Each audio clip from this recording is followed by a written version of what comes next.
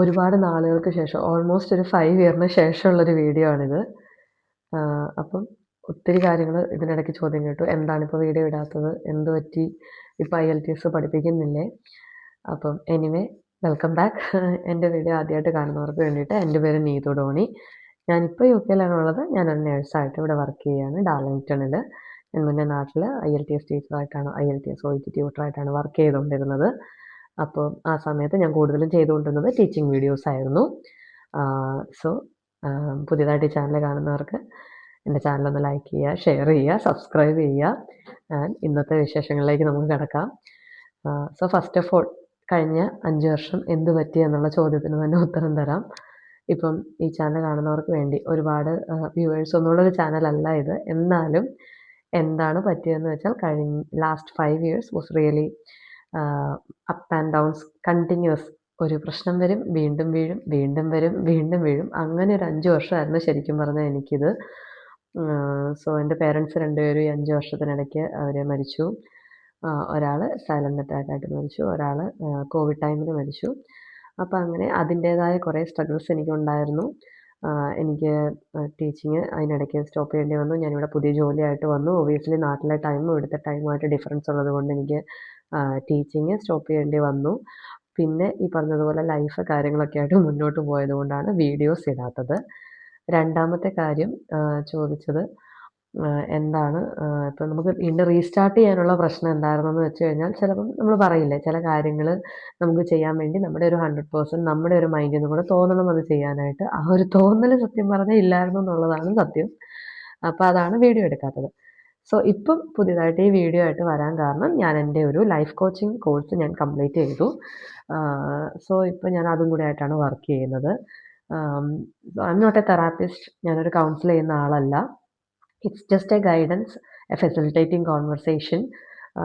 നിങ്ങൾ എവിടെയെങ്കിലും നിങ്ങളുടെ ലൈഫിൽ നിങ്ങൾ സ്റ്റക്ക് ഔട്ടായി നിൽക്കുകയാണ്, നിങ്ങൾക്കൊരു ഗൈഡൻസ് മാത്രം മതി. ലൈക്ക് ഒരു ഫ്രണ്ടിൻ്റെ അടുത്ത് നമ്മൾ സംസാരിക്കുന്നത് പോലെ ഒരാളൊന്ന് ചെറുതായിട്ടൊന്ന് പുഷ് ചെയ്യാനായിട്ട് മതി എന്ന് തോന്നുന്നവർക്ക് യു ക്യാൻ അപ്രോച്ച് മീ.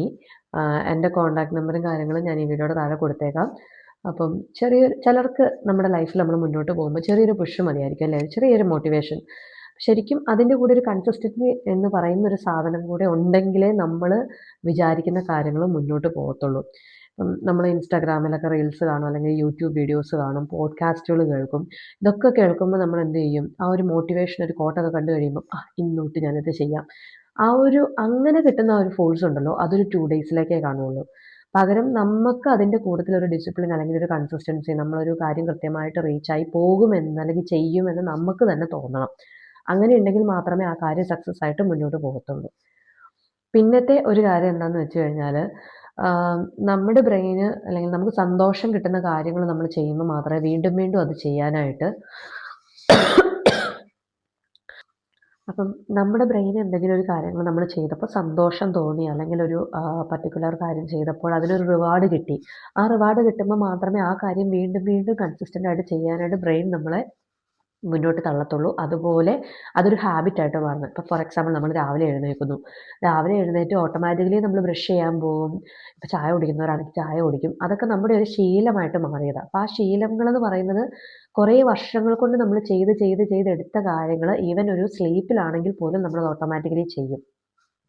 അപ്പം അങ്ങനെ തന്നെ പുതിയൊരു കാര്യം, ഇപ്പോൾ ഒരു രാവിലെ എഴുന്നേൽക്കണം, അല്ലെങ്കിൽ ജിമ്മിൽ പോകണം, ഡയറ്റ് ചെയ്യണമെന്നുണ്ട്, അല്ലെങ്കിൽ ഇപ്പം എന്താ പറയുക കണ്ടൻറ് ക്രിയേഷൻ ചെയ്യുന്നവർക്കാണെങ്കിൽ ഡെയിലി വീഡിയോസ് എടുക്കണം എന്നുണ്ട്. അപ്പോൾ ഇത് നമ്മളെ സംബന്ധിച്ചിടത്തോളം പുതിയൊരു കാര്യമാണ് അല്ലേ. നമ്മളൊരു ഹാബിറ്റ്സ് സ്റ്റാർട്ട് ചെയ്യുന്നു.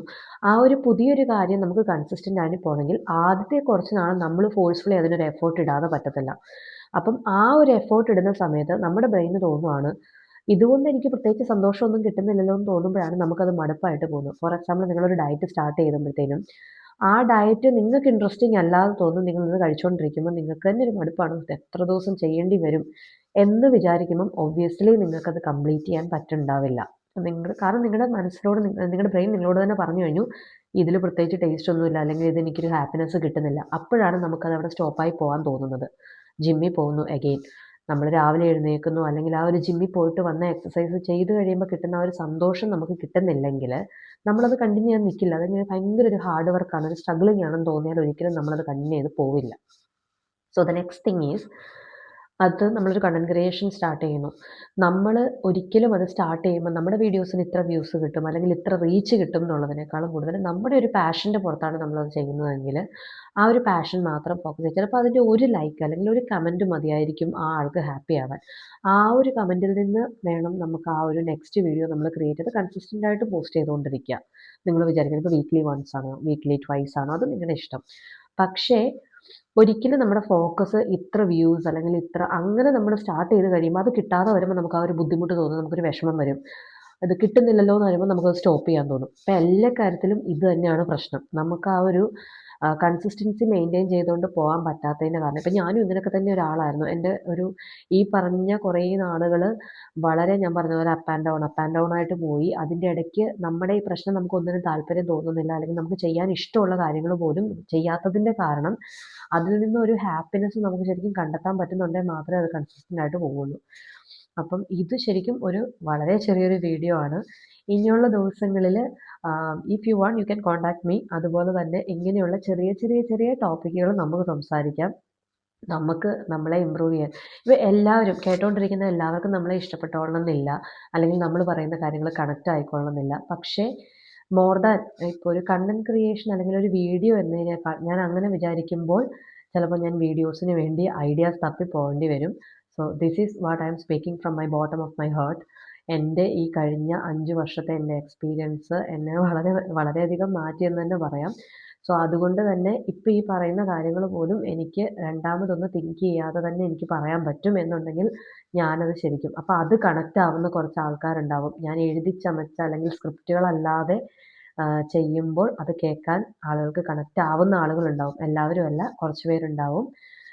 സോ നമുക്ക് അങ്ങനെയുള്ള വീഡിയോസായിട്ട് ഇനിയും കാണാം. ചിലപ്പോൾ ആ ഒരു കുഞ്ഞു വീഡിയോ അല്ലെങ്കിൽ ഒരു വാക്ക് മതിയായിരിക്കും ആർക്കെങ്കിലും അവരുടെ ഒരു കാര്യങ്ങൾ പുതിയതായിട്ട് സ്റ്റാർട്ട് ചെയ്യാനായിട്ട് അല്ലെങ്കിൽ അവരുടെ ഐഡിയാസ് സ്റ്റാർട്ട് ചെയ്യാൻ വേണ്ടിയിട്ട്.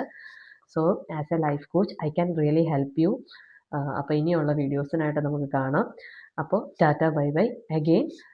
നിങ്ങളെൻ്റെ ചാനൽ ഇതിന് മുമ്പേ കണ്ടിട്ടില്ലെങ്കിൽ അല്ലെങ്കിൽ സബ്സ്ക്രൈബ് ചെയ്തിട്ടില്ലെങ്കിൽ ലൈക്ക്, ഷെയർ ആൻഡ് സബ്സ്ക്രൈബ്. അപ്പോൾ ബൈ.